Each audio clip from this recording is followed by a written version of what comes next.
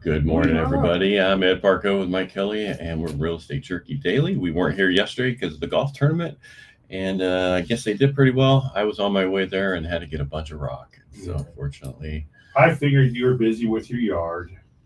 Well, it was at the his last day. Yeah. So I stayed till the ball dropped, and it's miraculously I didn't win anything. Shocking. Did you buy any? I bought one ball, $100 a ball. Yeah, they're not cheap. No, so. All right, what do you got? Numbers? Go for it. I got them right here. Look at 471 closed sales per day. Listings are up again. Listings are up again. I think they were 880 last week. They're 819 this week. They've been in the 700s. And then we got 601 pending sales. Woohoo! We're just a cooking with fire these days. With gas. We do gas with now. Gasoline. Unless you need gas for your vehicle because you got one less refinery in California. Look at this. These numbers in the middle reflect the numbers on the top. So how realtors did the previous week. Entered escrow, listed a property. It's still the negative. There's, even at the bottom, sales will be up, prices will be up, listings will be up. Well, they were positive the first 2 months. It's the same, but now they're negative. Yeah. Well, at 10% over there, that prices will be up. They're probably talking Southern California. Yeah, they probably won't be up in Southern California, but they will be up in San Francisco and in Modesto. That's right. Because they just keep on rising. No inventory. I mean, even though the 819 listings per day for a week, still not enough. All right, let's see if I got this down because everybody was saying how we throw numbers out and they can't follow. Let's see if I did a little bit better today. All right, we're going to talk about. You put it in the chat GPT. We'll see if I did. Okay. I know my assistant Chad took care of it for me. We're going to talk about your money, prices, houses, and what people in charge of economy are saying. So let's get right into it. Let's figure it out. All right, so stocks are staying pretty flat this morning, which really means they haven't done anything. I didn't even look yet. That's well, you don't have to. They're flat. Mortgage bonds, which helps decide interest rates, if you didn't know that, are going up, which usually means good news for us if we want better rates, and that's what's happening. Okay. Something happened in Japan that helped bonds to go higher. Their economy got worse, and now leaders probably won't raise their interest rates. That's helping lower rates all over the world. So even that's what's happening with us. Yesterday, there was a thing called a bearish engulfing pattern. That's when a bear comes out of the mountains and engulfs you. Just kidding. He's hungry. Yeah. So it shows up on the chart, which tracks interest rates, and the pattern usually means interest rates might be going lower. And they are. We're down a little bit more today, and we were down, I think, almost 49 basis points yesterday and another 10 today. So we're coming back from what we gave over the last week or two. Gotcha. The 10-year still at 4.43. We're not anywhere close to 419, but give it time. Okay, I'm going to give it time. Price report. Things are getting more expensive. So on wholesale prices, which is the PPI, Producer Price Index, came in yesterday. Its prices in April were down by 0.5%, which is much better than they expected. The core PPI, which of course removes everything expensive, also went down more than expected. And so that was a little major. That's why we did so well yesterday. However, CNBC made a big mistake on TV yesterday. What did they do? They showed the wrong number. They said prices went up when they really went down. Oh. Confused a lot of investors and caused some troubles for bonds. Part of this report still shows prices rising as we get into the next. So everybody's going to focus on the PCE report, which is the Fed's favorite inflation. Right. I think that's going to come in even calmer than what we just saw yesterday. Yeah. Well, especially when they use the wrong graph. Well, you got to remember, a lot of people follow CNBC. Why do they do that? Because they always have. Because it's one of those. It was one of the first channels that showed business news like that. Right. Not CNN. They don't show news like that anymore. Ted Turner, where he owned it, probably did. Let's see what else we got. Housing permits.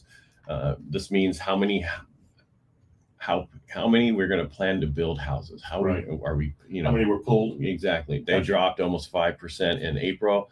That's fewer homes might be built in the future, especially with higher costs and tariffs. Housing starts when the construction has already begun. That's what housing starts are, right? That's when they're building it. Right. That stayed about the same last month, but single family home rose to 2%. So single family homes starts are up right there. We're building about 1.36 million homes a year, but we need 1.8 million to match numbers of new families looking for homes. So that means we keep adding to our deficit. And that Yeah. means that we'll never get caught up at this pace.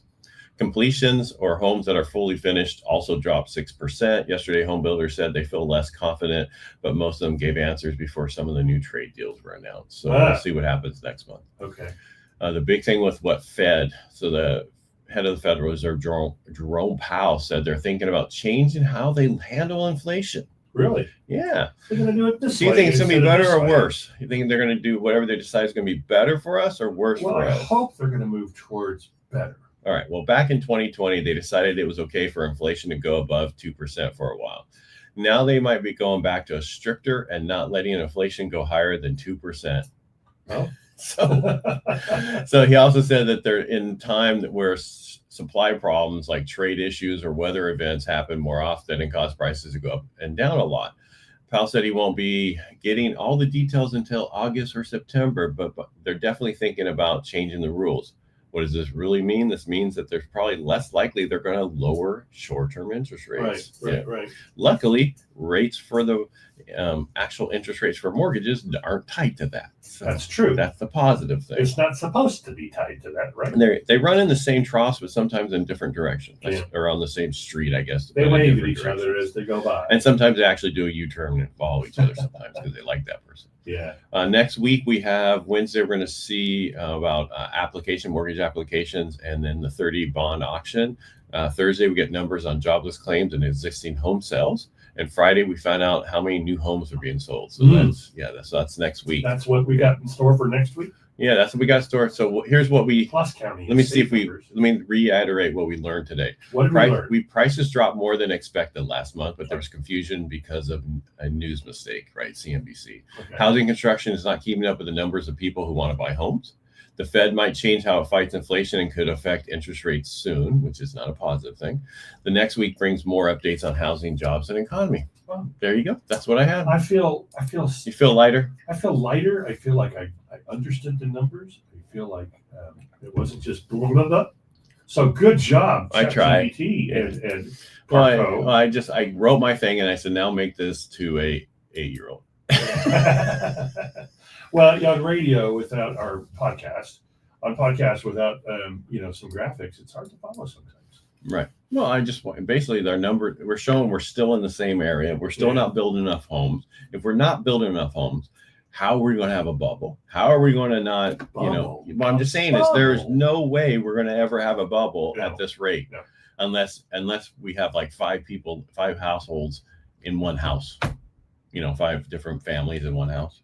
Right. That's what's kind of affecting, I think, and I think you think too, the rental market, where rent prices are coming down because people are buddying up. Or they're just living and go move back home. Oh yeah, live in the basement. If they don't have a basement, live in the crawl space. All right. And if you didn't have enough of us today, you can always get more of us tomorrow on radio 1360 KFIV on AM Talk Radio. Yeah. What time on Saturdays now? Saturdays is always 12 noon. Okay. Sundays is at 3 p.m. instead of 10 a.m. Yeah. Some Fresno Bulldog thing took over.